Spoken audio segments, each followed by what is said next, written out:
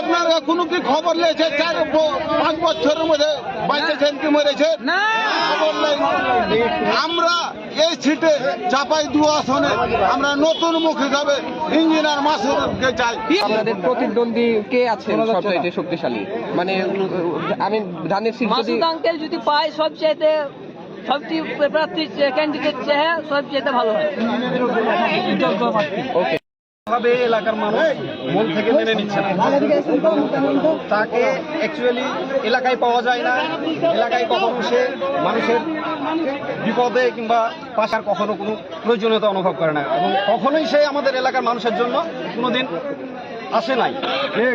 এজন্য আমাদের এলাকার মানুষের মন থেকে একটাই চাওয়া যে নতুন কাউকে এবং আমাদের ইঞ্জিনিয়ার ইমদাদুল হক মাসুদকে তার জায়গায় রিভিউ করলে আমাদের জন্য এলাকার মানুষের খুব উপকার হবে এবং সে যোগ্য এবং আমাদের এলাকার জন্য সে সবচেয়ে সামনে।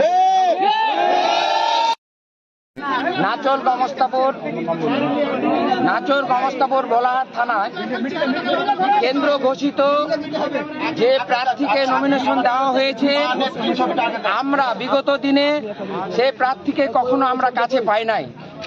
বিগত 17 বছর আমাদের দেশনেত্রী বেগম খালেদা জিয়া যখন জেলখানায় ছিলেন তখন আমরা কেন্দ্র ঘোষিত সকল প্রোগ্রাম করেছিলাম।